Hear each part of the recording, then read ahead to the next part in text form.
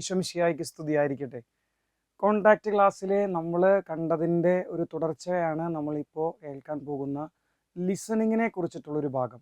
അപ്പോൾ നമ്മുടെ ആദ്യത്തെ ടീമിലെ pastoral perspectives of pastoral counselling, അതിലൊരു സബ് ഡിവിഷനാണ് സൈജോ തൈക്കാട്ടിലച്ചൻ, ബഹുമാനപ്പെട്ട സൈജോ തൈക്കാട്ടിലച്ചൻ എടുത്തിരുന്ന അതിലൊരു സബ് ടൈറ്റിലാണ് ദ പാസ്റ്ററൽ വാല്യൂ അല്ലെങ്കിൽ തിയോളജിക്കൽ വാല്യൂ ഓഫ് ലിസണിങ്. അതിനൊരു കാരണം ഫ്രാൻസിസ് മാർപ്പാപ്പ ഈ കാലഘട്ടങ്ങളിൽ പഠിപ്പിക്കുന്നത് കരുണയുള്ള അമ്മയായി സഭ മാറണമെങ്കിൽ, കോൺടാക്ട് ക്ലാസ്സിൽ നമ്മൾ കണ്ടിരുന്നു എന്താണ് കരുണയുള്ള അമ്മ, എന്തുകൊണ്ടാണ് സഭയെ കരുണയുള്ള അമ്മ എന്ന് വിളിക്കാനുള്ള കാരണം. അച്ഛൻ്റെ കോൺടാക്ട് ക്ലാസ്സുകളിലും വീഡിയോകളിലും നമ്മൾ കണ്ടു യുദ്ധമുഖത്തെ അമ്മയാണ് സഭ എന്നൊക്കെ. അപ്പോൾ ഫ്രാൻസിസ് മാർപ്പാപ്പ പറയുന്നത് ഇങ്ങനെ കരുണ കാണിക്കുന്ന സഭയുടെ ആദ്യ പടി അവൾ കേൾക്കുന്നവളാകണം എന്നുള്ളതാണ്. അപ്പോൾ the first step of Mercy is listening. അപ്പോൾ അതിന് മാർപ്പാപ്പ ഒരു പേരൊക്കെ ഇട്ട് വിളിക്കുന്നത് ഇങ്ങനെയാണ്, അപ്പോസ്റ്റലേറ്റ് ഓഫ് ഇയർ, ചെവിയുടെ പ്രേഷിതത്വം എന്നൊക്കെയാണ് അതിനെ വിളിക്കുന്നത്. അപ്പോൾ നമ്മൾ ഐക്യപ്പെട്ടത്, അപ്പോസ്റ്റലേറ്റ് എന്ന് പറയുമ്പോൾ ഐക്യപ്പെടുക എന്നാണ്. ഐക്യപ്പെടുന്നത് മുറിവേറ്റവരെ കേൾക്കാൻ വേണ്ടിയാണ്. കാരണം അതാണ് ആദ്യ പടി സഭ കരുണയുള്ളവളാണെന്ന് കാണിക്കാനുള്ള കാരണം. ഫ്രാൻസിസ് മാർപ്പാപ്പയുടെ ഈ ആശയത്തെക്കുറിച്ച് നമ്മൾ തിരിച്ചറിയാൻ പോകുന്നത് ക്രിസ്തുസ് വിവിറ്റ്, യുവജനങ്ങൾക്ക് വേണ്ടി അദ്ദേഹം എഴുതിയ ഏറ്റവും ലളിതമായൊരു അപ്പോസ്തോലിക് എക്സോട്ടേഷനാണ് ഈ ക്രിസ്തുസ് വിവിറ്റ്. സാധിക്കുന്നവർ വായിക്കണം. ക്രിസ്തു ജീവിക്കുന്നു എന്നാണ് അർത്ഥം.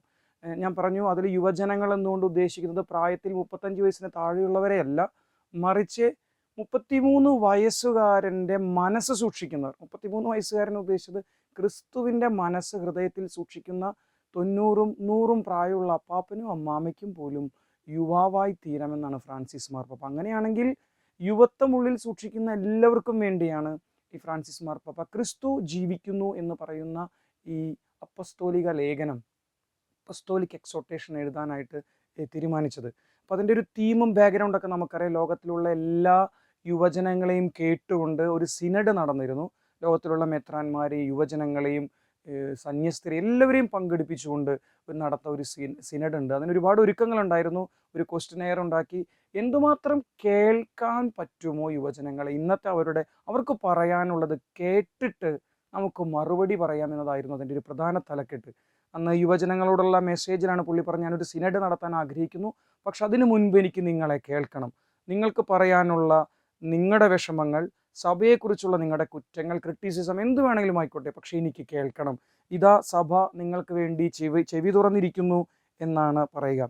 അപ്പോൾ അതുകൊണ്ട് ഈ ഫൈനൽ ഡോക്യുമെൻ്റ്, ഓരോ സിനഡിനും ഒരു ഫൈനൽ ഡോക്യുമെൻ്റ് ഉണ്ടായിരിക്കും. ഒരു സിനഡ് കഴിയുമ്പോൾ ആ ഡോക്യുമെൻ്റ് അതിനകത്ത് എഴുതിയത് ഇങ്ങനെയാണ്: the synod recognise that the member of the church who are in charge of pastoral case do not always take the approach of Christ, listening to young people attentively. അപ്പോൾ synod പിതാക്കന്മാരും യുവജനങ്ങളും തിരിച്ചറിഞ്ഞൊരു സംഭവം, ഇന്നത്തെ കാലഘട്ടത്ത് ഈ pastoral ആക്ടിവിറ്റീസിൽ മുഴുകിയിരിക്കുന്ന വ്യക്തികൾ കേൾക്കാൻ തയ്യാറല്ല. പകരം അവരുടെ കയ്യിൽ കുറേ റെഡിമെയ്ഡ് ആൻസേഴ്സ് ഉണ്ട്, അല്ലെങ്കിൽ കുറേ പ്രിൻസിപ്പിൾസ് ഉണ്ട്. ഇത് വെച്ച് പ്രശ്നം കേൾക്കുന്നതിന് മുമ്പ് പ്രശ്നം പരിഹരിക്കാൻ, ഇപ്പോൾ നമുക്കൊരു പനിയുടെ ലക്ഷണം വരുമ്പോൾ നമുക്കറിയാം പാരസെറ്റമോൾ തുടക്കത്തിലേ കഴിക്കണം എന്നുള്ള രീതിയിലൊക്കെ ചിന്തിക്കുന്ന ആളുകളുണ്ട്. അങ്ങനെ ആരും കഴിക്കണം എന്നല്ല ഞാൻ പറയുന്നത്. പക്ഷെ അങ്ങനെ ഒരു മെൻറ്റാലിറ്റിയിലാണ് നമ്മളെല്ലാം. ഇൻസ്റ്റൻറ്റ് കോഫിയുടെ കാലഘട്ടമാണെന്ന് പറയും. ഇപ്പം കൊടുത്ത് ഇപ്പം തന്നെ മറുപടി കിട്ടണം എന്ന രീതിയിലുള്ള ചിന്താഗതിയിലാണ് നമ്മളെല്ലാവരും ജീവിക്കുന്നത്. അപ്പോൾ അതുകൊണ്ട് ഇങ്ങനെയുള്ള വ്യക്തികളുടെ അടുത്ത്, മുറിവേറ്റ ഹൃദയത്തിലുള്ള വ്യക്തികൾ കടന്നു വരുമ്പോൾ സംഭവിക്കുന്നത് ഇതാണ്: ഓക്കെ, ഈ കാര്യങ്ങൾ ചെയ്യൂ, ഈ കാര്യങ്ങൾ എന്താണ് അവന് പറയാനുള്ളതെന്ന് കേൾക്കാനുള്ളവരുടെ എണ്ണം. അതുകൊണ്ട് പുള്ളി ഒരു ഡയറി നടത്തുന്നുണ്ട്. ഒരു കുർബാനയ്ക്കിടയിൽ, പ്രൈവറ്റ് മാസിനിടയിൽ പുള്ളി ചോദിക്കുന്നത്, എൻ്റെ ജനങ്ങളെ, അത് ദൈവം പറയുന്നത് പോലെയാണ് അദ്ദേഹം പറയുന്നത്, ജനങ്ങളെ കേട്ട് മനസ്സിലാക്കി അതിനുശേഷം പ്രവർത്തിക്കാൻ ധൈര്യമുള്ള എത്ര വലിയ മെത്രാന്മാരുണ്ട്, എത്ര ധീരരായ വൈദികരും സന്യസ്തരുമുണ്ട്, എത്ര ആത്മായ പ്രേക്ഷിതരുണ്ട്. അപ്പോൾ കരുണയുടെ ആദ്യ പടി ശ്രവണമാണ്. അപ്പോൾ കരുണയെക്കുറിച്ച് ഞാൻ പറഞ്ഞിരുന്നു, ഈ മാർപ്പാപ്പ കരുണയുള്ള അമ്മ എന്ന് സഭയെ വിളിക്കാനുള്ള കാരണം അദ്ദേഹം പറഞ്ഞത് ഇങ്ങനെയാണ്: എനിക്ക് ബിബ്ലിക്കലായിട്ട് ഇഷ്ടപ്പെട്ടൊരു വാക്കാണ്, ഒരു ഹീബ്രു പദത്തിൽ നിന്നാണ് ഇത് വന്നത്. എന്താണ് ആ പദം എന്ന് അദ്ദേഹം പറഞ്ഞിട്ടില്ല. അപ്പോൾ ഞാൻ റിസർച്ച് ചെയ്തപ്പോൾ എനിക്ക് മനസ്സിലായത് റഹം എന്ന് പറയുന്ന ഒരു ഹീബ്രു പദമാണ് അതിനുവേണ്ടി ഉപയോഗിച്ചത്. ഏശയുടെ പുസ്തകം 49-ാം അധ്യായം 15-ാമത്തെ തിരുവചനം നമുക്ക് എല്ലാവർക്കും അറിയാവുന്ന ഒരു ആശ്വാസ വചനമാണ്. പെറ്റമ്മയ്ക്ക് തൻ്റെ മകനെ മറക്കാൻ പറ്റുമോ? പെറ്റമ്മ കാരുണ്യം കാണിച്ചില്ലെങ്കിലും ഞാൻ നിന്നോട് കാരുണ്യം കാണിക്കും. അപ്പോൾ ഈ കരുണ, പെറ്റമ്മ, ഈ രണ്ട് കാര്യങ്ങൾക്ക്, അല്ലെങ്കിൽ ഗർഭാവസ്ഥയിലുള്ള അമ്മ എന്നൊക്കെ പറയില്ലേ, ഇപ്പോൾ മകനെ പ്രതീക്ഷിച്ചിരിക്കുന്ന അമ്മ, ഈശോ പറയുന്നത് എങ്ങനെയാണ്, അവൾക്ക് ഒരുപാട് പ്രസവ വേദന ഉണ്ടെങ്കിലും ശിശു ജനിച്ചു എന്നതിൻ്റെ സന്തോഷത്തിൽ അവളെല്ലാം മറക്കുന്നു. അപ്പോൾ അതിന് കാരണമാകുന്നത് ഗർഭസ്ഥാവസ്ഥയിലിരിക്കുന്ന അമ്മമാരുടെ അവസ്ഥയാണ്. അവളൊരു അമ്മയാണ്, ഇന്നല്ലെങ്കിൽ നാളെ കുട്ടി പുറത്തു വരുമ്പോൾ അപ്പോൾ അതിനൊക്കെ ഉപയോഗിക്കുന്ന വാക്ക് ഗർഭസ്ഥം, അല്ലെങ്കിൽ ഗർഭം, അമ്മയുടെ മാതൃത്വം, കരുണ, ഇതിനൊക്കെ ഒറ്റ വാക്കാണ്. ആ ഒരൊറ്റ വചനത്തിൽ തന്നെ ഈ ഹീബ്രു പദത്തിൽ ഉപയോഗിച്ച റഹം എന്നുള്ള പദം. അതുകൊണ്ടാണ് അമ്മ എന്നുള്ള ആദ്യ ഒരു ചിന്ത തന്നെ കൊടുക്കാനുള്ള കാരണം. അപ്പോൾ ഇതിൻ്റെ തിയോളജിക്കൽ ആൻഡ് പാസ്റ്ററൽ വാല്യൂ സത്യത്തിൽ ഒരാളാണ്. നമ്മൾ പറയാം തിയോളജി ഒരു ഭാഗം, പാസ്റ്ററൽ അജപാലനം വേറെ, അങ്ങനെയല്ല. തിയോളജി തന്നെയാണ് അജപാലനം, അജപാലനം തന്നെയാണ് തിയോളജിനെ സെപ്പറേറ്റ് ചെയ്യാതെ ജീവിക്കാൻ പഠിക്കണമെന്നാണ് ഫ്രാൻസിസ് മാർ. നമ്മളിങ്ങനെ സെപ്പറേറ്റ് ചെയ്ത് വെട്ടിമുറിച്ച് ഇത് ബൈബിള്, ഇത് മോറൽ തിയോളജി, ഇത് മറ്റേത്, ഇത് പാസ്റ്റർ, ഇതൊക്കെ അജപാലനം, അങ്ങനെ വെട്ടിമുറിച്ച് നമ്മുടെ ബൈബിളിനെയും ദൈവവചനത്തെയും ദൈവികമായ പഠനങ്ങളെയും വെട്ടിമുറിക്കരുത്, എല്ലാം കൂട്ടിയോജിപ്പിക്കാനാണ് നമ്മൾ. അപ്പോൾ ഈ പാസ്റ്ററൽ കൗൺസിലിൻ്റെ തിയോളജിക്കൽ വാല്യൂ അല്ലെങ്കിൽ പാസ്റ്ററൽ വാല്യൂ ഒരൊറ്റ സംഭവമാണെന്നാണ് പുള്ളി പറയുന്നത്. ആരിലാണ് ഇതെല്ലാം കേന്ദ്രീകരിച്ചിരിക്കുന്നത്? ക്രിസ്തുവിലാണ്. ക്രൈസ്റ്റ് സെൻറ്റേഡ് അല്ലെങ്കിൽ ക്രിസ്തോ സെൻട്രിക് എന്നൊക്കെ നമ്മൾ പറയാറുണ്ട്. ക്രിസ്തുവിലാണ് എല്ലാം അവൻ കേൾക്കാൻ സമയം കൊടുത്തിരുന്നു. അങ്ങനെയാണെങ്കിൽ അവൻ്റെ മിനിസ്ട്രി, അതുപോലെ അവൻ്റെ മിനിസ്ട്രി എന്ന് പറയുന്നത് തൊടാനും സുഖപ്പെടുത്താനും ഉയർത്താനും ജീവൻ നൽകാനുമാണ് ഞാൻ വന്നിരിക്കുന്നു എന്നൊക്കെ പറഞ്ഞിട്ടില്ല ഈശോ. അപ്പോൾ ആ മിനിസ്ട്രി ഏറ്റെടുക്കാൻ ആഗ്രഹമുള്ള എല്ലാവരും അവൻ സമയം കൊടുത്തതുപോലെ തന്നെ കൊടുക്കണം. അപ്പോൾ ഞാൻ കോൺടാക്റ്റ് ക്ലാസ്സിൽ പറഞ്ഞിരുന്നു, ഓരോന്നിനും ഒരു അളവുകോലുണ്ട്. വെള്ളം അളക്കുന്നത് കൊണ്ടല്ല നമ്മൾ നീളവും വീതിയും അളക്കുന്നത്. വെള്ളം ലിറ്റർ ആണെങ്കിൽ നീളവും വീതിയും സെൻറ്റിമീറ്ററും മീറ്ററിലൊക്കെയാണ്. അപ്പോൾ സ്കെയിൽ കൊണ്ട് വെള്ളം അളക്കാൻ പറ്റില്ല. പക്ഷേ ഈ കാര്യത്തിൽ കരുണയുടെ അജപാലനമാണ് നിങ്ങൾ ആഗ്രഹിക്കുന്നെങ്കിൽ, ഇപ്പോൾ പാസ്റ്ററൽ കൗൺസിലിംഗ് എന്നൊക്കെ പറയുന്നത് കരുണയുടെ അജപാലനമാണ്. കാരണം നമ്മുടെ അടുത്ത് വരുന്നത് ആരോഗ്യവാന്മാരല്ല, ഈശോ തന്നെ പറഞ്ഞത് അതിനുള്ള ആരോഗ്യവാന്മാർക്കല്ല, രോഗികൾക്കാണ് വൈദ്യനെ കൊണ്ട് ആവശ്യം. അങ്ങനെയാണെങ്കിൽ ഇങ്ങനെ തകരുന്ന വ്യക്തികൾക്ക് അത് നമ്മൾ 4 മേഖലകൾ കാണും. ഇതിലെല്ലാം ആദ്യ പടി, ഇപ്പോൾ ഈ സൈക്കോളജി പഠിച്ചിട്ടുള്ളവർക്കും അതറിയാൻ പറ്റും, ഒരു വ്യക്തിയെ കേൾക്കാതെ എങ്ങനെയാണ് ആ വ്യക്തിയെ സഹായിക്കുക. അപ്പോൾ ക്രിസ്തു അതിനുവേണ്ടി സമയം ഡെഡിക്കേറ്റ് ചെയ്തിരുന്നു, അതുപോലെ നമ്മളും ഡെഡിക്കേറ്റ് ചെയ്യണം എന്നാണ്. സംസാരിക്കുന്നതിന് മുൻപ് ശ്രവിക്കാൻ പഠിക്കണം. മാർപ്പാപ്പ കുറച്ച് റാഡിക്കലായിട്ട് ക്രിസ്ത്യൻ ജീവിതത്തിൽ പറഞ്ഞ, എൻ്റെ ഊഹം ശരിയാണെങ്കിൽ 38, 40, 41 നമ്പറിൽ പറയുന്നത് ഇങ്ങനെയാണ്: ഈ കാലഘട്ടത്ത് കേൾക്കാത്ത സഭകളെ ഒരു ഇറിറ്റൻ്റ് ചർച്ചായിട്ട്, അതായത് നമ്മൾ ഇറിറ്റേറ്റ് ചെയ്യുന്ന ഒരു സഭയായിട്ട് കുട്ടികൾ തെറ്റിദ്ധരിക്കാൻ തുടങ്ങി. കേൾക്കില്ല, എന്താണ് പ്രശ്നം എന്നതിൽ ഉത്തരം റെഡിമെയ്ഡാണ്. ഇതൊക്കെ ഓൾറെഡി ഉത്തരങ്ങൾ കണ്ടുവച്ചിട്ടുണ്ട്, അതങ്ങ് ഞങ്ങൾ വിളമ്പും, നീ അത് തിന്നിട്ട് അങ്ങോട്ട് പോകണം എന്ന രീതിയിൽ അവതരണം, അത് ശരിയല്ല എന്ന് തന്നെ മാർപ്പാപ്പ പറയുക. അങ്ങനെയാണെങ്കിൽ നമ്മൾ ആദ്യത്തെ ചെറിയ സമയമായതുകൊണ്ട്, ഒരു അക്കാഡമിക് പ്രോഗ്രാം ആയതുകൊണ്ടും കൃത്യമായിട്ട് 4 സബ് പോയിന്റുകളായിട്ട് ക്രിസ്തുവാണ് ഇതിൻ്റെ അളവുകോലെങ്കിൽ അവൻ ശ്രവിച്ചത് എങ്ങനെയാണെന്ന് നമ്മൾ അറിയും. പിന്നെ ഓരോരുത്തരും വ്യക്തിപരമായ ജീവിതത്തിൽ വെച്ച് നോക്കണം. ഓക്കെ, ഞാനൊരു കൗൺസിലറാണ്, അല്ലെങ്കിൽ കൗൺസിലർ ആകാൻ ആഗ്രഹിക്കുന്ന ഒരു വ്യക്തിയാണ്, ക്രിസ്തു ഇങ്ങനെയാണ്, അപ്പോൾ അതെൻ്റെ ജീവിതത്തിൽ വേണ്ടേ? ആ ഒരു ചോദ്യം ചോദിക്കുക, അതിന് നിങ്ങൾ തന്നെ ഉത്തരം കണ്ടെത്തുക, ഇനി കുറവുള്ള മേഖലകൾ ഏതാണെന്ന് കണ്ടെത്തുകയും ചെയ്യുക. കാരണം നമ്മൾ എത്രയൊക്കെ സൈക്കോളജി പഠിച്ചാലും ക്രിസ്തുവിൻ്റെ മനോഭാവം ക്രിസ്തുവായിട്ട് തീർന്നില്ലെങ്കിൽ സൗഖ്യങ്ങൾ ഉണ്ടാകില്ല, സഹഗമനങ്ങൾ ഉണ്ടാവില്ല, മാറ്റങ്ങൾ ഉണ്ടാവില്ല. കാരണം ക്രിസ്തു ശ്രവിച്ചവരെല്ലാം കൺവേർട്ടഡ് ആണ്. വലിയൊരു മാനസാന്തരം, റാഡിക്കൽ ചേഞ്ച് അവരുടെ ലൈഫിൽ സംഭവിച്ചു എന്നുള്ളതാണ്. പലപ്പോഴൊക്കെ കൗൺസിലിംഗ് വിജയിച്ചില്ല നമുക്ക് പോലും സംതൃപ്തി വരാത്തതിൻ്റെ കാരണം we are not seeing result. അതായത് ഒരു റാഡിക്കൽ ചേഞ്ച്, ഒരു കൺവേർഷൻ. ഈശോയെ വന്ന് ഈശോ കേട്ട് ഈശോ സംസാരിച്ച് വിട്ടവരെല്ലാം റാഡിക്കൽ ചേഞ്ചാണ്. ശരിയാണ്, ചില വ്യക്തികൾ നമ്മൾ കോണ്ടാക്ട് ക്ലാസ്സിൽ കണ്ടിരുന്നു 100% വിജയം കാണാൻ പറ്റില്ല. ഈശോയെ വന്ന് കണ്ട് സംസാരിച്ച ധനികനായ യുവാവ്, മത്തായിയുടെ സുവിശേഷം ചാപ്റ്റർ 19 19ാമത്തെ അധ്യായത്തിലാണെന്ന് പറയുന്നത്. ഒരു യുവാവ് വന്ന് ചോദിച്ചു, ഉത്തരങ്ങൾ മനസ്സിലാക്കി, അവന് പറയാനുള്ളത് കർത്താവ് കേട്ടു, അവസാനം ഒരു സൊല്യൂഷൻ കൊടുത്തു. അതൊരു റെഡിമെയ്ഡ് ആൻസർ ഒന്നുമല്ല, അവനിൽ നിന്ന് തന്നെയാണ് കർത്താവ് ഉത്തരം കൊടുത്തത്. നീ എന്ത് ചിന്തിക്കുന്നു, പ്രമാണങ്ങളിൽ എന്ത് പറയുന്നു എന്നൊക്കെ പറഞ്ഞ് അവനെ കൊണ്ട് തന്നെ ഉത്തരം പറയിപ്പിച്ച് അവൻ തന്നെ കണ്ടെത്തിയ സൊല്യൂഷൻ വേണ്ട എന്ന് വെച്ചു. അവൻ സങ്കടത്തോടുകൂടെ തിരികെ പോയി എന്നാണ് പറയുന്നത്. അപ്പോൾ ഈശോ ആ പരാജയത്തിൻ്റെ വേദന സ്വന്തം ഹൃദയത്തിൽ സൂക്ഷിക്കുന്നുണ്ട്. നമുക്കറിയാം, ഒരു ഗെത്സമനയിൽ നിന്നുകൊണ്ട് പിതാവേ ഈ പാനപാത്രം എന്നിൽ നിന്ന് അകന്നു പോകട്ടെ എന്ന് പറയുന്നത് എത്ര പേര് ഈശോ ഒരുക്കി രക്ഷ സ്വീകരിക്കും. അപ്പോൾ ഒരു കൗൺസിലർ എന്ന രീതിയിൽ നമുക്കും ഈ വിഷമമുണ്ട്. ഇത്രയും കഷ്ടപ്പെട്ട് നമ്മൾ ഒരുപാട് സമയം ചെലവാക്കി ഒരു വ്യക്തിക്ക് അവൻ്റെ മാനസാന്തരം എന്നുള്ള വാക്കല്ലേ ഉദ്ദേശിച്ച്, ഒരു ട്രാൻസിഷൻ, ഒരു ട്രാൻസ്ഫോർമേഷന് വേണ്ടി ചിലവാക്കിയിട്ട് നമ്മൾ അക്കമ്പനി ചെയ്തിട്ട് ചിലപ്പോൾ റിസൾട്ട് വരാതെ ആകുമ്പോൾ ആ വ്യക്തിയെക്കുറിച്ചുള്ള ഒരു വേദനയെങ്കിലും നമ്മൾ ഉള്ളിൽ സൂക്ഷിച്ചാൽ ആ വേദന വഴി ദൈവം ആ വ്യക്തിയെ, അതായത് സഹനത്തിനും സ്പിരിച്വാലിറ്റിയുടെ സ്ഥാനം തള്ളിക്കളയാതെയാണ് നമ്മൾ ഈ പറോക്കിൻ്റെ തീർച്ചയായിട്ടും പാസ്റ്ററൽ മിനിസ്ട്രി മുന്നോട്ട് കൊണ്ടുപോകുക. പാസ്റ്ററൽ കൗൺസിലിംഗ് എന്ന് പറയുന്ന ഈ കോഴ്സ് മുന്നോട്ട്, ഇതൊരു അക്കാഡമിക് ആയിട്ട് മാത്രം നമുക്ക് ഒതുക്കാൻ പറ്റില്ല. സൈജോച്ചൻ്റെ ടീമിൽ ഒരു പ്രധാനപ്പെട്ട വിഷയം അത് തന്നെയായിരുന്നു. It's not just a principle, discussion of principle. അതുകൊണ്ട് നിങ്ങൾ ഇൻട്രാക്റ്റീവ് ആയിരുന്നു. കഴിഞ്ഞ ദിവസങ്ങളിലെ കോൺടാക്റ്റ് ക്ലാസ്സിൽ കുറേ കോൺട്രിബ്യൂഷൻ ഉണ്ടായിരുന്നു. പരിശുദ്ധാത്മാൻ്റെ വരദാനങ്ങളെക്കുറിച്ച് ചോദിച്ചു. നല്ല ചോദ്യമാണ്. നമ്മളങ്ങനെ ഡിവൈഡ് ചെയ്ത് ഇത് അക്കാഡമിക്കൽ പാസ്റ്ററൽ കൗൺസിലിംഗ്, ഇത് തിയോളജിക്കൽ പാസ്റ്ററൽ കൗൺസിലിംഗ്, ഇത് പാസ്റ്ററൽ കൗൺസിലിംഗ്, അങ്ങനെ തിരിക്കാതെ എല്ലാത്തിൻ്റെയും ഉറവിടം ദൈവമാണ് അല്ലേ? അങ്ങനെയാണെങ്കിൽ ആ ക്രിസ്തു തന്നെ ആയിരിക്കണം. അപ്പോൾ അതിൻ്റെ ഒന്നാമത്തെ പോയിന്റിലേക്ക് പോകണം. ഇൻട്രൊഡക്ഷൻ പറഞ്ഞു തുടങ്ങിയ ഇൻട്രൊഡക്ഷൻ മാത്രം നമ്മൾ പറഞ്ഞുകൊണ്ടിരിക്കും. Christ listen the people with love and acceptance. Love and acceptance, ഇതാണ് ആദ്യ സ്റ്റെപ്പ്. അതിനൊരു ഉദാഹരണം ഞാൻ പറയുന്നത് യോഹന്നാൻ്റെ സുവിശേഷം 4-ാം അധ്യായം 31 മുതൽ 32 വരെയുള്ള വാചകം ഒന്ന് വായിച്ചു കഴിഞ്ഞാൽ സമരിയാക്കാരിയുമായിട്ട് സംസാരിക്കുന്ന ഒരു ഭാഗമാണ്. ആ ഭാഗത്ത് അവളുടെ ബാക്ക്ഗ്രൗണ്ട് എന്താണെന്ന് ആർക്കറിയാം? ക്രിസ്തുവിനറിയാം. നീ നിന്റെ ഭർത്താവിനെ വിളിച്ചുകൊണ്ട് വരാൻ പറയുമ്പോൾ കർത്താവ് അറിഞ്ഞുകൊണ്ട് തന്നെയാണ്, പക്ഷെ അവളെ മാന്യതയുള്ളൊരു സ്ത്രീ ആയിട്ട് കർത്താവ് കാണുകയാണ്. Love and acceptance. I love you because you are my creature, you are my creation, so you go and call you husband.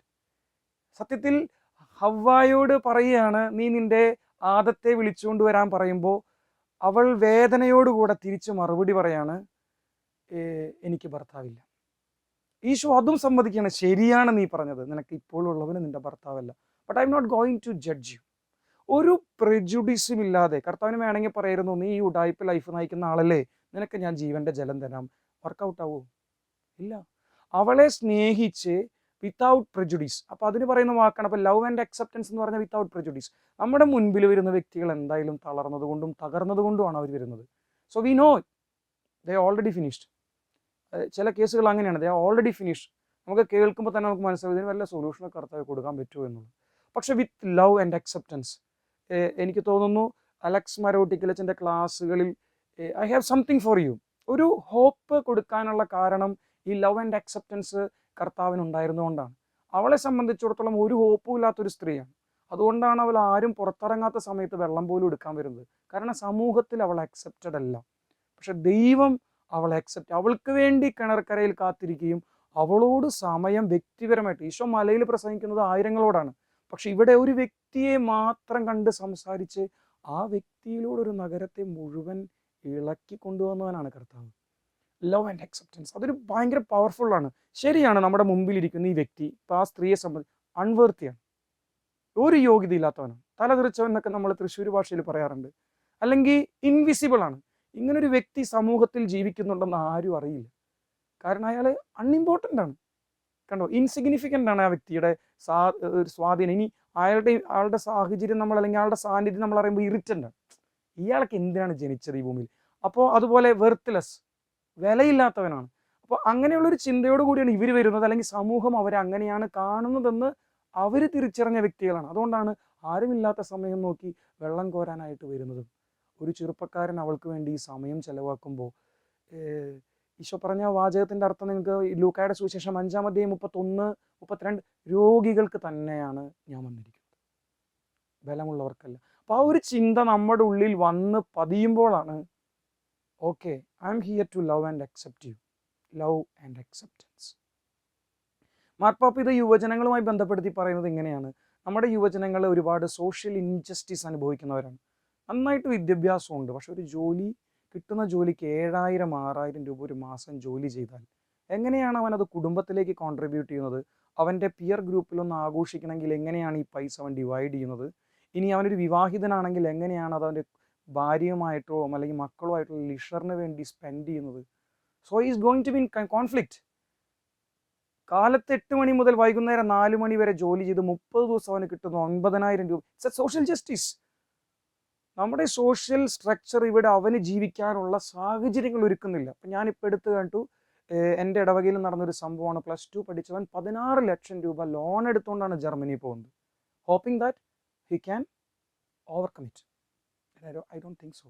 ഇതൊരു ഞാൻ അവരെ ആശംസ കൊടുത്തല്ല. എങ്ങനെയാണ് ഞാൻ അവിടെ യൂറോപ്പിൽ ഉണ്ടായിരുന്ന ഒരു വ്യക്തി കൂടി, എങ്ങനെയാണ് നമ്മുടെ അവിടുത്തെ മലയാളി കുട്ടികൾ പഠനത്തിന് വേണ്ടി വന്ന് ജോലിയിലേക്ക് നുഴഞ്ഞു കയറാൻ നോക്കുന്നത്? വളരെ കുറച്ച് പേര് മാത്രമാണ് രക്ഷപ്പെടുന്നത്. Why? It's a social justice, social injustice. അപ്പോൾ ഇങ്ങനെ സോഷ്യൽ ഇൻജസ്റ്റിസ് വരുന്ന ആളുകൾ, ഗിൽട്ട് ഫീലിംഗ്, ഒരു പാപത്തിൽ നിന്ന് വീണ് അടുത്ത പാപത്തിലേക്ക് ഇത് മാറ്റണമെന്ന് അവൻ്റെ ഉള്ളിൽ തന്നെ ആഗ്രഹമുണ്ട്. അപ്പോൾ ഗിൽട്ട് ഫെൽറ്റ് എന്ന് ഞാൻ ഉദ്ദേശിക്കുന്നത് മോറൽ ഇഷ്യൂസ് ആണ്. അത് മദ്യം, മയക്കുമരുന്ന്, സബ്സ്റ്റൻസ് യൂസസ് ഒക്കെ വരാൻ സാധ്യതയുണ്ട്. അല്ലെങ്കിൽ വഴിതെറ്റ രീതിയിലുള്ള ബന്ധങ്ങളും പ്രീ മാരിറ്റൽ സെക്സ് എല്ലാം അതിനകത്ത് വരാൻ സാധ്യതയുണ്ട്. വഴിതെറ്റിയിട്ടുള്ള എല്ലാ സംഭവങ്ങളും ഇതിൽ വീഴുമ്പോഴും അതിൽ നിന്ന് തിരിച്ചു വരണമെന്ന് അവന് ആഗ്രഹമുണ്ട്. But is not finding anyone to share his conflict. ആരോടാണിത് പറയുന്നത്? അങ്ങോട്ട് തിരിഞ്ഞ വലതുവശത്ത് ഇതേപോലെ പാപങ്ങൾ ചെയ്യുന്ന അല്ലെങ്കിൽ തെറ്റിൽ വീണ് കിടക്കുന്ന കൂട്ടുകാരാണ്. അവരുടെ അടുത്ത് പറയുമ്പോൾ എരുതിയിൽ എണ്ണൊഴിക്കുന്നത് പോലെ ഇത് പ്രോത്സാഹിപ്പിക്കുകയാണ്. കാരണം വലിയൊരു കൂട്ടം മുഴുവൻ ഇത് മാറ്റേണ്ടത് എങ്ങനെയാണെന്ന് അറിയാതെ നിൽക്കുന്നവരാണ്. ഇനി അവൻ ഇടതുവശത്ത് തിരിഞ്ഞാൽ ഒരു മോറൽ പോലീസാണ്. നീ ഓൾറെഡി സമൂഹത്തിന് ഉപകാരമില്ലാത്തവനും വിലകെട്ടവനും നെറികെട്ടവനുമാണ്. So you have to live like this because we have to be police. നീ ഇങ്ങനെ ജീവിക്കണം, കാരണം ഞങ്ങൾക്ക് പോലീസായിട്ട് ജീവിക്കണം. അപ്പോൾ ഒരു ഗിൽറ്റ് ഫെൽറ്റ് ആയിട്ടുള്ള മോറൽ കോൺഷ്യൻസ്, മനസാക്ഷിയൊക്കെ നഷ്ടപ്പെട്ട് കിടക്കുന്ന, പക്ഷെ അവർ പുറത്ത് ചിരിച്ച് കളിച്ചാണ് നിൽക്കുന്ന, ഉള്ളിൽ തീയാണ്. ആ തീ പശ്ചാത്താപത്തിൻ്റെയും അനുതാപത്തിൻ്റെയും തീയാക്കണമെങ്കിൽ he must felt that he is being loved and accepted while listening. Listening ഒരു പ്രധാനപ്പെട്ട സംഭവമാണ്. ഇനി അടുത്തത് അബ്യൂസ് ഓഫ് കോൺഷ്യൻസ് എന്നാണ് പുള്ളി പറയുന്നത്. മനസാക്ഷിയെ ദുരുപയോഗിക്കുക. അതായത് ഒരാൾ ശരിയാണോ തെറ്റാണോ എന്ന് അറിയണത് അയാളുടെ ഉള്ളിൽ നിന്ന് വരുന്ന സ്വരമാണ്. ആ സ്വരത്തെ ഇല്ലാതാക്കുന്ന തരത്തിൽ, ഇപ്പോൾ ഞാൻ ഉദാഹരണം പറഞ്ഞേക്കാണ്, ചില വീഡിയോസ് കാണുമ്പോൾ അതിനകത്ത് കുട്ടികളെടുത്ത് പറയാണ് ആഴ്ചയിൽ ഒരു പ്രാവശ്യം masturbation is okay because it's stress relief. എന്താണ് ഇവർ കമ്മ്യൂണിക്കേറ്റ് ചെയ്യുന്നത്? ഇതൊരു പാപമല്ല എന്നുള്ളതാണ്. സ്മോക്കിംഗ്, അതായത് ഞാനിപ്പോൾ എടുത്തേണ്ട ഒരു വീഡിയോ ആണ്. സ്മോക്കിംഗ് ഒക്കെ you can do the smoking, പക്ഷെ അത് പഫ് എടുത്തിട്ട് നിങ്ങൾ പുറത്തേക്ക് വിടണം, അകത്തേക്ക് ഇറക്കരുത്. വെള്ളടി നിർത്തിയവൻ കള്ള് ഷാപ്പിൻ്റെ മുമ്പ് കൂടെ നടന്നിട്ട് വെള്ളടി നിന്നോ നോക്കുമ്പോൾ എങ്ങനെയായിരിക്കും? അതായത് വെള്ളടി നിർത്തി ഒരാഴ്ച കഴിഞ്ഞ് അവൻ്റെ അടുത്ത് അവൻ്റെ ധൈര്യം പരീക്ഷിക്കാൻ പറഞ്ഞു, നീ എന്നാൽ കള്ള് ഷാപ്പിൻ്റെ മുമ്പ് കൂടെ നടന്നു. So it's smoking. പക്ഷെ അതൊരു പാപമല്ല എന്ന രീതിയിൽ ഒരു സിനിമയൊക്കെ അറിഞ്ഞൊരു പുക എന്ന് പറഞ്ഞൊരു സിനിമയാണ്. വെള്ളമടി അല്ലെങ്കിൽ സിഗരറ്റ് വലി അല്ലെങ്കിൽ തെറ്റായ രീതിയിൽ പാപമല്ല എന്ന രീതിയിൽ ഈ സിനിമകളൊക്കെ ഇങ്ങനെ ഇൻജക്ട് ചെയ്ത് വിടുകയാണ്. ആവേശം സിനിമയ്ക്ക് കാണുമ്പോൾ കുട്ടികൾക്ക് തോന്നുകയാണ് okay we must be A villain, A rowdy, A powerful. It's an abuse of conscience. മനസാക്ഷിയെ ദുരുപയോഗിക്കുകയാണ്. അവസാനം ഇവരുടെ ഒരു വ്യക്തിപരമായ ജീവിതത്തിൽ വരുമ്പോൾ ഇത് ശരിയാണോ തെറ്റാണോ എന്നറിയാതെ ഈ കുട്ടികൾ കഷ്ടപ്പെടുന്ന ഒരു അവസ്ഥയിലേക്ക് എത്തും. So let them feel that they are being loud and they are accepted. രണ്ടാമത്തെ പോയിന്റിലേക്ക് പോകുന്നത്, B respectful through out your listening.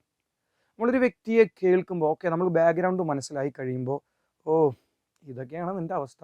ചില വ്യക്തികൾ ചിലപ്പോൾ അവരുടെ ഉള്ളിൽ ഒരു തോന്നൽ അല്ലെങ്കിൽ ഒരു പരിശുദ്ധാത്മാവിൻ്റെ പ്രചോദനം, നമ്മളൊക്കെ പറയും നമ്മുടെ ഉള്ളിലൊക്കെ ഈ മാമോദിസ സ്വീകരിച്ചുകൊണ്ട് ഈ പരിശുദ്ധാത്മാവ് ഉള്ളത് കൊണ്ട് sometimes we feel that okay we should share it. ഈ പാപം അങ്ങ് ഞാൻ ഷെയർ ചെയ്യണം. നിങ്ങൾ പരസ്പരം പാപങ്ങൾ ഏറ്റുപറഞ്ഞ് ക്ഷമ ചോദിക്കുവനെന്ന് പറയുന്ന ലേഖന ഭാഗത്തെ വചനമാണ് എനിക്ക് ഓർമ്മ വരുന്നത്. അത് കുമ്പസാരത്തിൽ മാത്രമാവില്ല.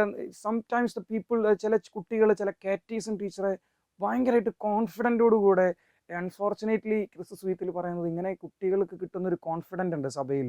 ചിലപ്പോൾ അത് കാറ്റീസം അധ്യാപകനായിരിക്കാം, വൈദികരായിരിക്കാം, സന്യസ്തരായിരിക്കാം. Sometimes they are being misused. ഓ ഈ കുട്ടിക്ക് ഇങ്ങനെ ഒരു പ്രശ്നമുള്ളതാണ്, പക്ഷേ ഇവൻ ഡിമ്മാണ്, ഇവൻ ആരോടും പറയില്ല. So he can be misused. Be respectful while you are listening to them. അവർ ചിലപ്പോൾ അവരുടെ ജീവിതത്തിൻ്റെ ആരും കേൾക്കാൻ ആഗ്രഹിക്കാത്ത ചില അധ്യായങ്ങൾ തുറന്നിടും. അത് തുറന്നിടുന്ന എന്തിനു വേണ്ടിയാണെന്നറിയോ? നിന്റെ കയ്യിൽ ഇത് മാറ്റാനുള്ള റബ്ബർ ഉണ്ടെന്ന് ദൈവത്തിനും അവനും ഉറപ്പുള്ളതുകൊണ്ടാണ്. So never ever fail that hope. ആ പ്രതീക്ഷ നശിപ്പിക്കരുത്. കാരണം ദൈവത്തിൻ്റെ കരുണയുടെ റബ്ബർ നിന്റെ കയ്യിലാണ് ദൈവം ഏൽപ്പിച്ചത്. ഒരു പക്ഷേ അവനെ ഒന്നൊരുക്കി കുമ്പസാരത്തിലേക്ക് വിടാൻ അൽമായനായിട്ടുള്ള നിന്നെയായിരിക്കും ദൈവം തിരഞ്ഞെടുത്തത്. അവനെ അങ്ങനെ ഒരുക്കി വിടാൻ ഒരു വൈദികന് ചിലപ്പോൾ പ്രാപ്തി ഉണ്ടാവില്ല. കാരണം ഇത് തുറന്നു വെക്കാൻ അവന് തോന്നണ്ട. അപ്പോൾ അധ്യായങ്ങൾ തുറന്നു വെക്കുമ്പോൾ, അത് ആരും വായിക്കാത്ത അധ്യായങ്ങൾ, അവൻ പോലും വായിക്കാൻ ഇഷ്ടപ്പെടാത്ത പഴയ അധ്യായങ്ങൾ അവൻ തുറന്നു വെക്കുമ്പോൾ B respectful before, during and after. ഒരു വ്യക്തി നമ്മുടെ മുമ്പിൽ വരുമ്പോൾ അവൻ ആരോഗ്യവാനായതുകൊണ്ടല്ല വീണ്ടും വീണ്ടും ആ വാചകം പറയുന്നത്, രോഗിയായതുകൊണ്ടാണ് അവൻ വരുന്നത്. But we have to be respectful. എന്തവസ്ഥയാണ് അവൻ പറയുന്നതെങ്കിലും നമ്മൾ ഇറ്റാലിയൻ പറയുക സ്പവൻധാര ചെയ്യരുത്, പേടിക്കരുത്. അല്ലെങ്കിൽ മുഖത്തൊരു ചുളിവ് പോലും വരാതെ അപ്പോൾ അതുകൊണ്ട് നമുക്ക് ഒരുപാട് ദൈവകൃപകളും കൂടെ ആവശ്യമുള്ള ഒരു സംഭവമാണ്. ഇതിനകത്ത് എഴുതിയിരിക്കുന്ന ഒരു മാർപ്പാപ്പ ക്രിസ്തു സുവിധത്തിൽ പറയുന്നൊരു വാചകം ഇങ്ങനെയാണ്: the other person must sense that I am listening unconditionally without being offended or shocked, tired or bored. ക്ഷീണിതനോ ബോറടിച്ചിട്ടോ അല്ലെങ്കിൽ ഒഫൻഡ് ചെയ്തോ അങ്ങനെയുള്ള ഇപ്പം ഞാൻ ആലോചിക്കുന്നത്, അച്ഛനായിട്ടിരിക്കുമ്പോൾ ചിലപ്പോൾ ചില കുട്ടികൾ വന്നിട്ട് അച്ഛന്മാരുടെ കുറ്റങ്ങൾ പറയും. അച്ഛൻ, ഈ അച്ഛൻ എന്നോട് ഇങ്ങനെ പറഞ്ഞു, ഇങ്ങനെ പെരുമാറി. So I must not be offended. ഞാൻ അച്ഛനാണെന്നതിൻ്റെ പേരിൽ ഒരു കാക്കയുടെ സ്വഭാവം ഒന്നും എനിക്ക് കാണിക്കാൻ പറ്റില്ല. കാക്ക ഉദ്ദേശിച്ച് പറക്കുന്ന കാക്കയാണ് ഉദ്ദേശിച്ചത്. അത് ശരി, നീ അച്ഛന്മാരോട് ഇങ്ങനെയാണ്. No no no, must not be offended. I must be respectful throughout the listening because you are taking the role of Christ. അപ്പോൾ യോഹന്നാന്റെ സുവിശേഷം 5-ാം അധ്യായം 6-ാമത്തെ തിരുവചനം, തളർവാദ രോഗി ഇങ്ങനെ കിടന്നു കിടക്കുമ്പോൾ അവൻ്റെ അടുത്ത് പോയിട്ട് അവനോട് ചോദിക്കുകയാണ്, നീ സുഖപ്പെടാൻ ആഗ്രഹിക്കുന്നുണ്ടോ? കമാൻഡ് ചെയ്യാൻ കഴിവുള്ള കർത്താവ് അവനെ റെസ്പെക്ട് ചെയ്യണ്ട. Do you wish? നീ ആഗ്രഹിക്കുന്നുണ്ടെങ്കിൽ ഞാൻ ചെയ്തുകൊള്ളാം. സത്യത്തിലൊരു ദാസനോളം താഴുന്ന ഒരവസ്ഥയാണ്. അപ്പോൾ അവൻ്റെ ചങ്ക് തുറക്കുകയാണ്. അവൻ്റെ വിഷമം സൗഖ്യപ്പെടുന്നല്ല, എന്നെ ഇറക്കാൻ ആരുമില്ല. So I am alone, there is no one to help me. നിങ്ങളൊന്ന് ആലോചിക്കുക ആ സിറ്റുവേഷൻ. നമ്മൾ പലപ്പോഴും പ്രസംഗത്തിൽ അത് കുറ്റപ്പെടുത്തലായിട്ടാണ് പറയണത്.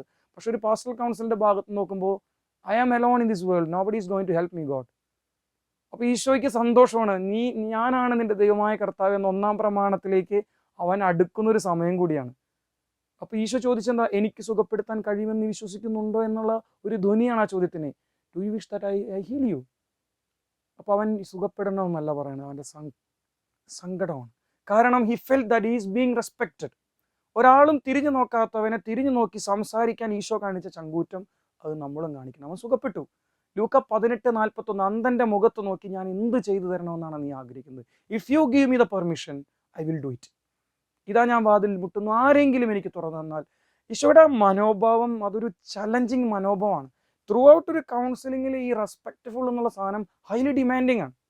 അതുകൊണ്ട് സൈജോച്ചൻ അന്ന് ക്ലാസ്സിൽ കോണ്ടാക്ട് ക്ലാസ്സിൽ പറഞ്ഞിരുന്നു, സ്പിരിച്വൽ എലമെന്റ് മോർ പവർഫുൾ. അപ്പോൾ ശരിക്കും ഒരു പരിശുദ്ധാത്മാവിൻ്റെ ക്യാരിസ് ഉള്ള വ്യക്തിക്ക് എല്ലാവർക്കും വേണം എന്ന് വെച്ച് കഴിഞ്ഞാൽ വെറുതെ പ്രവചനപരവും ഭാഷാപരവും എന്നല്ല, കൃപകൾ കെണികളാവാം.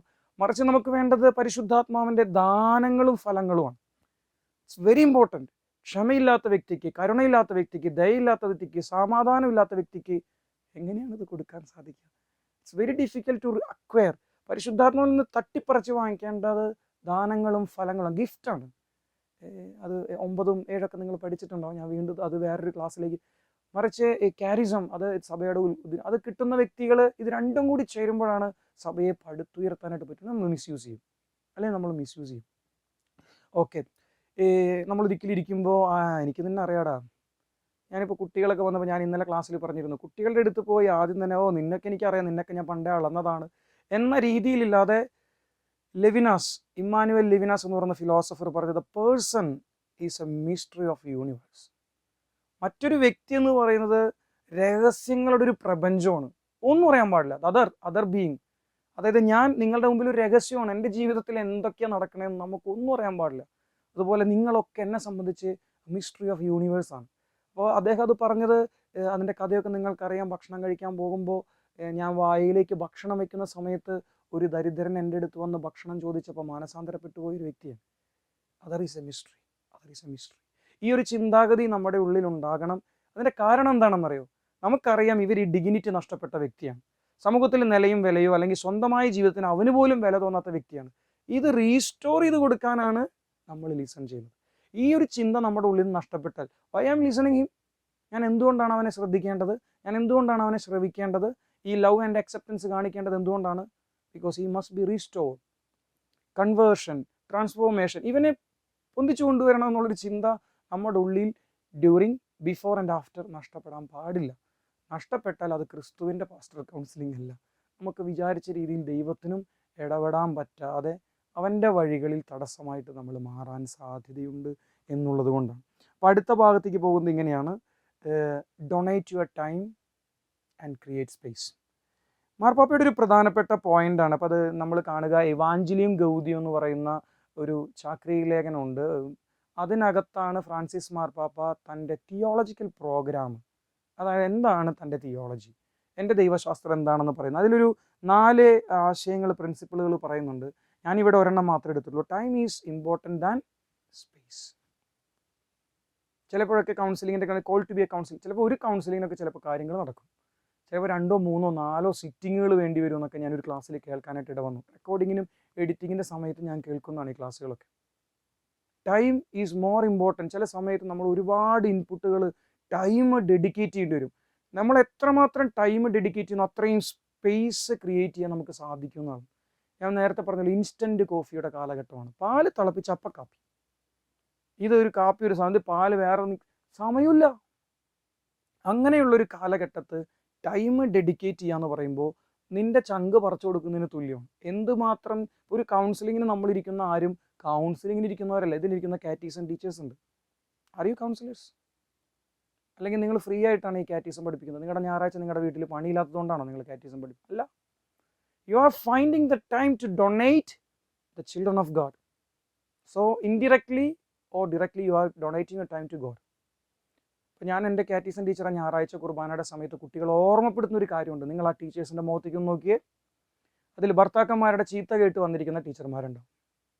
അല്ലെങ്കിൽ കുടുംബത്തിലെ ഒരു ഞായറാഴ്ചയാണ്, ഒരു അരമണിക്കൂർ അല്ലെങ്കിൽ ഏതെങ്കിലും കല്യാണത്തിനൊന്നും ഫാമിലിയായിട്ട് പുറത്തു പോകാൻ പറ്റാത്ത ടീച്ചർമാരുണ്ടാവും.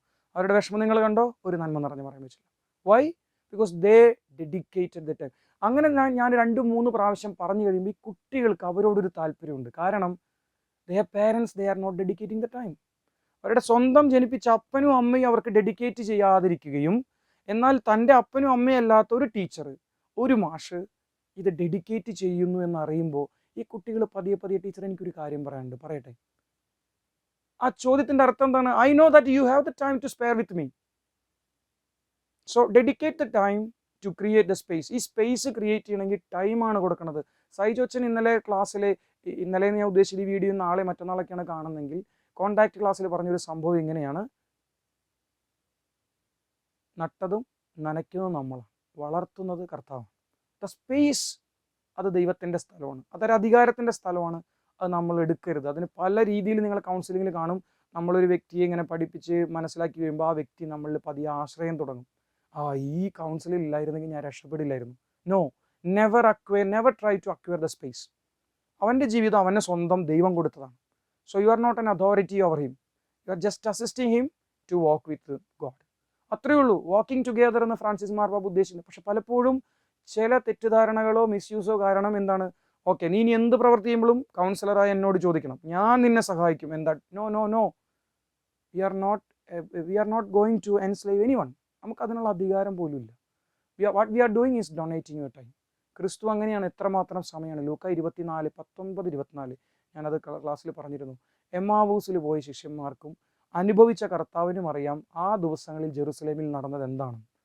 പക്ഷേ ഈശോ സമയം കൊടുക്കുകയാണ്. വൈകുന്നേരം വരെ ഇവരുടെ കൂടെ നടന്നുകൊണ്ട് അവർക്ക് ക്രിസ്തുവിനെ കുറിച്ച് പറയാനുള്ളത് മനസ്സിലായത് എന്താണെന്ന് പറയും.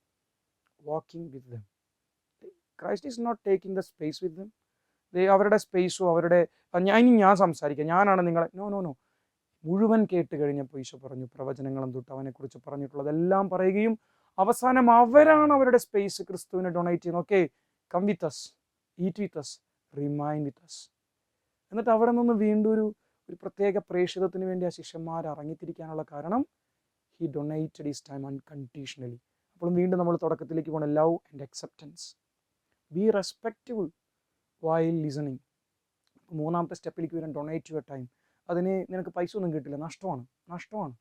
പക്ഷേ കർത്താവിന് വേണ്ടി നീ ഒരു ആത്മാവിനെ നേടണമെങ്കിൽ you have to donate your time. ഒരുപാട് സമയങ്ങൾ നഷ്ടപ്പെടാൻ കാരണമാകാൻ. ഇനി ലാസ്റ്റ് പോയിന്റിലേക്ക് പോവാണ്. അല്പം സമയം കൂടുതൽ എടുത്തു എന്ന് എനിക്കറിയാം. Be faithful to God. എന്താണ് ഈ ഒരു സമയത്ത്? അല്ലെങ്കിൽ ലിസൺ ടു ഗോഡ് ഫസ്റ്റ്. അത് അങ്ങനെ വയ്ക്കാം നമുക്ക് വേണമെങ്കിൽ. Listen to God first. നമ്മൾ മനുഷ്യരെ കേൾക്കുന്നതിന് മുമ്പ് ദൈവത്തെ കേൾക്കുന്നവരായിരിക്കണം. കാരണം എന്താണ്? കേൾക്കുക എന്നുള്ളത് ദൈവത്തിൻ്റെ ജോലിയാണ്. ഹൃദയങ്ങൾ അറിയുന്നവൻ കർത്താവ്. അതായത് നമ്മൾ ഈ എക്സോഡസിൻ്റെ പുസ്തകം, പുറപ്പാട് പുസ്തകം 2-ാം അധ്യായം 24-25 മോശയെ വിളിച്ചുകൊണ്ട് ദൈവം പറയുന്നത് ഇങ്ങനെയാണ്: അവരുടെ രോദനങ്ങളും ദയനീയ അവസ്ഥയും ഞാൻ കേട്ടു, ഞാൻ മനസ്സിലാക്കി. So it's a work of God. It's a responsibility of God to listen and to understand and act. നമ്മുടെ അല്ല. എന്തുകൊണ്ടാണ് അങ്ങനെ പറയുന്നറിയോ? ഫ്രാൻസിസ് മാർപ്പാപ്പ പറയാണ്, പലപ്പോഴും ഈ കേൾവി സംഭവിച്ച് കേൾക്കുന്നവനും പറയുന്നവനും ഇങ്ങനൊരു പ്രത്യേക ട്രാപ്പിൽ വീഴാറുണ്ടെന്നാണ് പറയണത്. ഞാനത് വായിക്കാം. ക്രിസ്തു സുവിശേഷത്തിൽ തന്നെയാണ് പറയണത്. This listening demands that they എന്ന് വെച്ച് കഴിഞ്ഞാൽ കേൾക്കുന്നവനും, അപ്പോൾ the both listener and one who share the suffering look into their own look not to their own superficial wishes and desires but rather to what is most pleasing to the Lord, to his plans for his life. അതായത് കേൾക്കുന്നവനും സങ്കടങ്ങൾ പങ്കുവയ്ക്കുന്നവനും നോക്കേണ്ടത് ദൈവത്തിലേക്കാണ്. മറിച്ച് അവരുടെ കുറച്ച് കാലത്തൊരു settlement, അതായത് ഇതൊന്നും ഒരാളോട് പറഞ്ഞാൽ ഒരു സമാധാനമായി, അപ്പോൾ അത് പറയാൻ വേണ്ടി ഒരാൾ മാത്രം കേട്ടിരിക്കുന്നു, അത് കേട്ടിരിക്കുമ്പോൾ ഒരു മനസ്സുഖം. ഇങ്ങനെ നമ്മുടെ കുഞ്ഞു കുഞ്ഞു ഡിസയറിനോ അല്ലെങ്കിൽ ചെറിയ ചെറിയ പ്രശ്നങ്ങളോ പരിഹരിക്കാനല്ല, നമുക്ക് ദൈവം വെച്ചിട്ടുള്ളൊരു പ്ലാൻ ഉണ്ട്. അതായത് ആ പ്ലാൻ എന്തിനു വേണ്ടിയിട്ടുള്ളതാണ്? നമ്മുടെ നാശത്തിന് വേണ്ടിയിട്ടുള്ളതല്ല, ക്ഷേമത്തിന് വേണ്ടിയിട്ടുള്ള പ്ലാനാണ്. ഈ പ്ലാൻ എന്താണെന്ന് ഒരുമിച്ചിരുന്ന് കണ്ടുപിടിക്കുകയും ആ പ്ലാനിലൂടെ നടക്കുകയും ചെയ്യാണ്. ഈ പ്ലാനിന് തടസ്സമായിട്ട് നിൽക്കുന്ന ചില ഒബ്സ്റ്റക്കിൾസ് ദൈവം ഒരുമിച്ച് മൂവ് ചെയ്യാൻ നമ്മെ സഹായിക്കും. കർത്താവ് തന്നെ അതിന് അനുവാദം തന്നിട്ടുണ്ട്.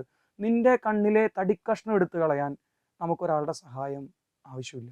പക്ഷെ മറ്റൊരാളുടെ കരട് എടുത്ത് മാറ്റണമെങ്കിൽ നമുക്ക് സഹായം ആവശ്യമുണ്ട്. പക്ഷെ ആദ്യം ഞാൻ എൻ്റെ തടിക്കഷ്ണം എടുത്തു കളഞ്ഞിട്ട് വേണം അപ്പോൾ മറ്റുള്ളവരെ സഹായിക്കുന്നതിൽ കർത്താവ് എതിർപ്പൊന്നുമില്ല. പക്ഷെ അതിനു മുമ്പ് എൻ്റെ തടിക്കഷ്ണം എടുത്തു കളയണമെന്നാണ് പറയുന്നത് കർത്താവ്. അപ്പം ഞാൻ പറഞ്ഞത് ദൈവത്തിൻ്റെ പ്ലാൻ എന്താണ്? സാൽവേഷനാണ്. ഈ പറയുന്ന എല്ലാ കോഴ്സുകളുടെയും തിയോളജികളുടെയും ലക്ഷ്യം എന്ന് പറയുന്നത് എല്ലാ ആത്മാക്കളുടെയും രക്ഷയാണ്. ഈ രക്ഷയ്ക്ക്, ഈ ക്ഷേമത്തിന് വേണ്ടിയുള്ള പദ്ധതി ഓരോ വ്യക്തികൾക്ക് യുണീക്ക് പാത്താണ്. ഓരോരുത്തർക്കും വ്യത്യസ്തമായ രീതിയിലുള്ള വഴികളാണ് ദൈവം അറിയുന്നത്. അപ്പോൾ അതിനെ ഓബ്സ്റ്റക്കിളായിട്ട് നിൽക്കുന്ന പല മേഖല ഉണ്ട്. അത് കട്ട് ചെയ്ത് കളയാൻ സഹായിക്കണം. അതിനെന്ത് വേണം? ആദ്യം കേൾക്കണം. അപ്പോൾ നമുക്ക് ഡിസൈൻ ചെയ്യാൻ പറ്റും, ഓക്കെ ഇവന് ഇതാണ് പ്രശ്നം, ഈ ഒരു മേഖലയാണ് ഇവനെ ഈ ഒരു രക്ഷയിലേക്ക് അല്ലെങ്കിൽ പ്രാർത്ഥനാ ജീവിതത്തിലേക്ക് സമാധാനത്തിന് തടസ്സമായി നിൽക്കുന്നത്, അല്ലെങ്കിൽ ജീവിത പങ്കാളിയെ അക്സെപ്റ്റ് ചെയ്യാൻ തടസ്സമായി നിൽക്കുന്ന ഇതാണ്, അല്ലെങ്കിൽ ഈ സബ്സ്റ്റൻസ് യൂസിലേക്ക് ഇവനെ നയിക്കുന്നത് ഈ ഒരു സാഹചര്യമാണ്. അപ്പോൾ അത് തിരിച്ചറിയാൻ പറ്റണമെങ്കിൽ first you have to listen to the God.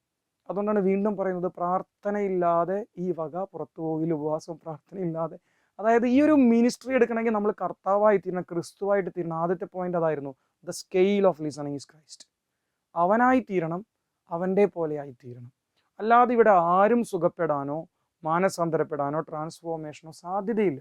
നമ്മളിങ്ങനെ ആ പണിക്കാരുടെ പോലെ ഒരു താലന്ത് കിട്ടിയവൻ കർത്താവിനോട് പറഞ്ഞത് ഇങ്ങനെയാണ്, നീ എനിക്ക് ഒരു താലന്തല്ലേ തന്നത്, നീ ചോദിക്കാത്തത്, നീ തരാത്തത് എന്നോട് ചോദിക്കുന്നു, വിതയ്ക്കാത്തത് കൊയ്യുന്നു, ഇത് നിന്റെ സ്ഥാനം പിടിച്ച് പോയേ.